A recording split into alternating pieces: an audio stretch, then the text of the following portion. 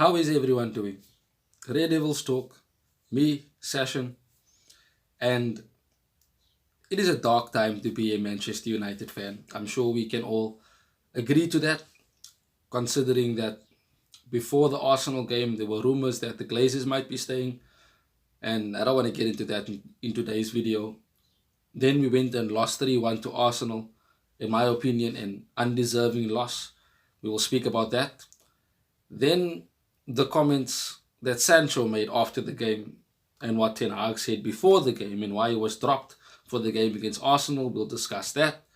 We'll also speak about the allegations from Antony's ex-girlfriend and how that is going to affect us. It's Greenwood all over again, in my opinion, but we'll speak about that later in the video. So, subscribe to the channel. You know, we talk all things Manchester United here, and join the family. So, let's get into today's video. I did ask how everyone is doing, and it's simply because it has to be difficult right now to even understand what is going on at Manchester United.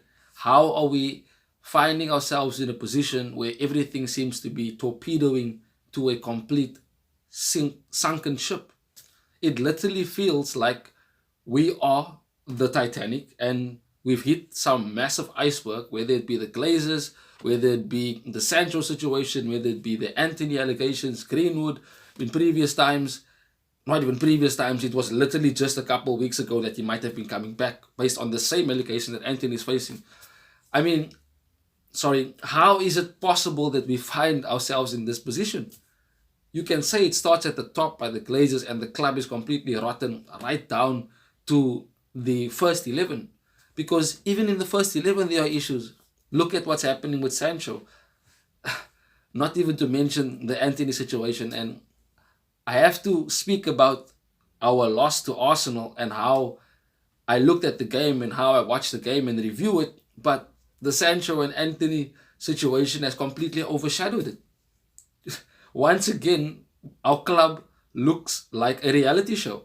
How is it possible that we literally have everything coming out leaking? I thought that Ten Hag shut this down. I thought that the club shut down any more leaks from players. And I mean, let's focus on the Arsenal game first. We will speak about Sancho and Antony after that. So I think we played well against Arsenal, to be honest. I think we stayed quite defensively disciplined. I think we were pressing them in good moments, and we had possession of the ball, and even more possession of the ball than what Arsenal had in quite a few periods of the game. And especially when we scored first, Rashford, counter-attack, exactly what the plan was, to bait them from back, playing the ball out slowly at the back, getting some confidence on the ball, but also drawing the Arsenal players out.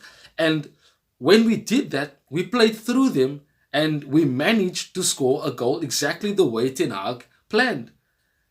But then we immediately conceded after that. I mean, a lack of concentration to remain defensively solid. We did it for 30 minutes in the game. And after that, we simply lost concentration. We were at 6s and 7s. And then before we know it, Eriksen was literally the only person left to close down Odegaard. And I mean, we know how that story ended. So again, our own fault. Defensive errors cost us. And before I even get to the other two goals that Arsenal scored, the game was, in my opinion, even at that moment. Once Arsenal equalized, then they were in the game. We literally silenced the crowd. We put a bit of nerves into the Arsenal players by going in the lead. And simply, what happened? We then, again, lost concentration and we found ourselves in a position where we were looking at each other, wondering what's going on, whose fault it is. And we simply couldn't keep our heads. Once again, away from home, our mentality was fragile. We were able to be bullied off the ball, and that's where Martial comes in. He did nothing. Absolutely nothing. I mean, how can he supposedly be our number 9, but every time he gets the ball, he touches it and then gets shoved off the ball? No, I'm sorry. I was done with Martial last season already. In my opinion, he probably should have been sold as well. But Hoyland coming on definitely in the second half, he changed the game for us. We literally had a focal point. He started battling with Saliba and Gabriel mostly, and he won those battles. Very strong, very physical, allowed us to play off him, and guess what happened? We scored a goal. And this is where I want to get to. It wasn't offside. There were two angles to look at, and in my opinion, he was not offside. Gabriel leans forward with his head, and that should have been where the offside line should have been drawn. It wasn't offside, in my opinion, and I think at that moment, yes, I celebrated. Of course, I would. And I thought that we won the game. Yes, there would have been extra time, and we would have had to, again, be defensively disciplined, but I don't think it was offside. I think that it should have been a goal. That's what Ten Hag said after the game. And not to mention the penalty that we should have gotten with Gabriel completely playing rugby with Hoyland in the box. He couldn't handle him. He beats him and he simply grapples him to the ground. And that, in my opinion, should be a penalty. Anywhere on the pitch, that is a foul. How it was not given or even reviewed by VAR, it just shows that VAR, the English FA, the Referee Association, they are a disgrace. Their decisions are most of the time made because they want to have certain results, have certain teams win at certain moments in the season. And that basically showed with one, the offside that was not offside. They incorrectly made a wrong decision there. And of course, we should have gotten a penalty. But then, at the other end, we concede. Now, we ended the game with Harry Maguire and Johnny Evans at centre back. Lindelof going off. Apparently, he was ill. Martinez getting a bit of a knock, and it seems that he is okay and he's going to play for his international team. But our team was weakened. We immediately sat back. We immediately had no choice but to defend. And we found ourselves losing the game. Everything collapsed. We crumbled. We just seemed to lose everything at the end. And once again, away from home, we are crap. We simply cannot seem to play well and play well for a 90-minute period of a game to do well, to get a result. I did say that a draw would have been the best option for us, but it wasn't to be. We simply lost the game at the end. We should have won it. As I said, it wasn't a penalty. It wasn't offside, but we ultimately lost it. And again, had the game in the palm of our hands, played well, stayed defensively disciplined, and was clinical in attack with Rashford, but we simply couldn't do it. And again, our mentality was fragile. And now, on top of that loss, that was hurtful in the way that it happened because it happened so quick with how we lost our main defenders, how everything just seemed to collapse. As I said, Ten Hag said before the game that Sancho was dropped because he did not train well, that there was, shall I say, a lack of his effort and his standard in the way he's supposed to be training. And then after the game, he comes and says, no, too many times he's been a scapegoat and that he doesn't agree with what the manager said and that we shouldn't believe everything that is being said or read. So he basically called the manager a liar. The same manager who gave him 3 months off to get himself right, a special training program in Holland, ensured that he came back with a smile, gave him every opportunity to perform well and show that he wants to be a part of the team. And then because the manager says that he hasn't been training well and that his focus is not right, all of a sudden, boom, he decides to go against the manager. Now, Sir Alex always said that once a player feels that he's bigger than the club and bigger than the manager, that is when he should leave. In my opinion, it's a difficult situation because there is a case for Sancho. I mean, if you look at the way Antony has performed, and of course now the allegations that his ex-girlfriend has brought out and has made public, he probably would have been in the team. But after saying what he said and after saying that the manager is a liar, that now puts him in a situation where the club can either sell him because the Turkish and the Saudi Arabian transfer window is still open, and there has been reports that a team in Turkey would potentially want to offer a opportunity for Sancho.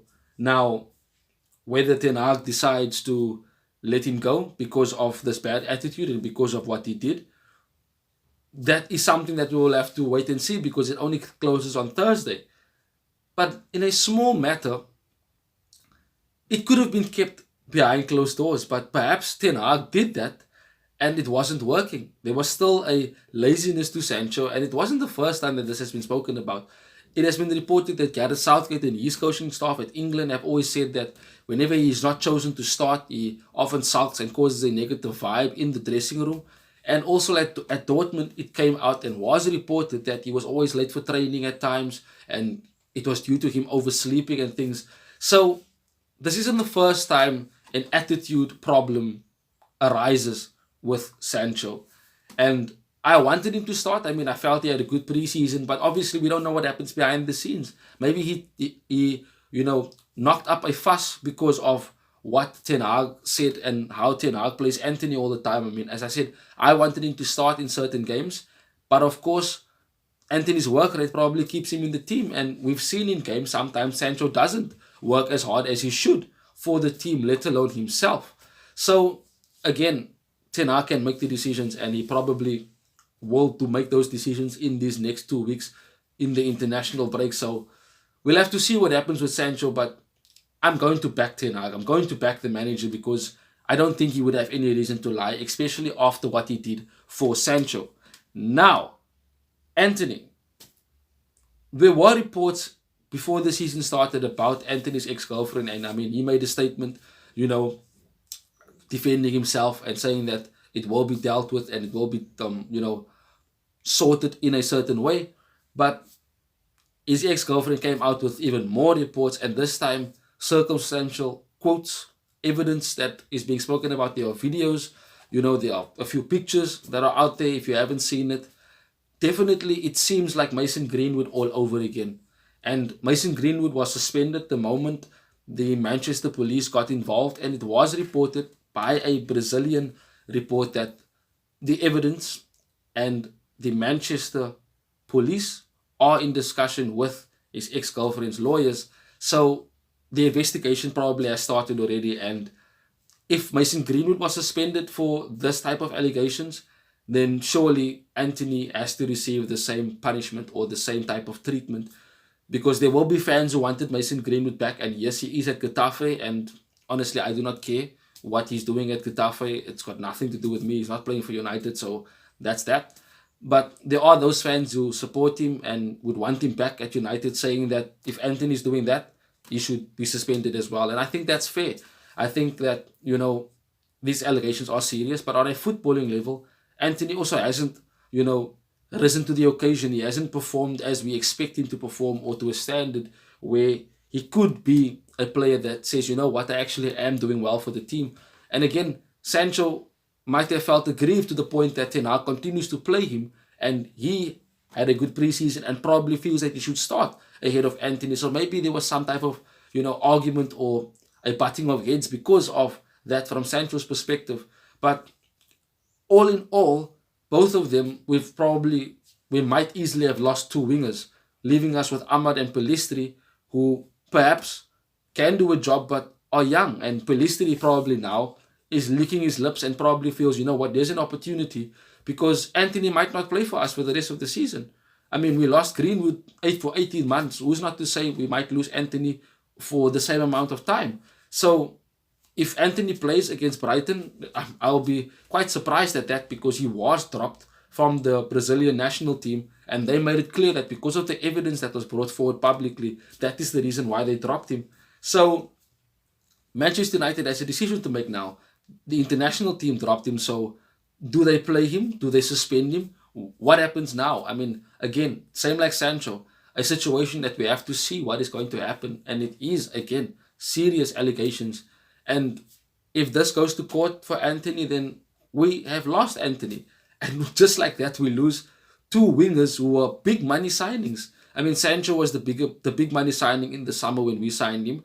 And Antony last season was the big signing that we signed.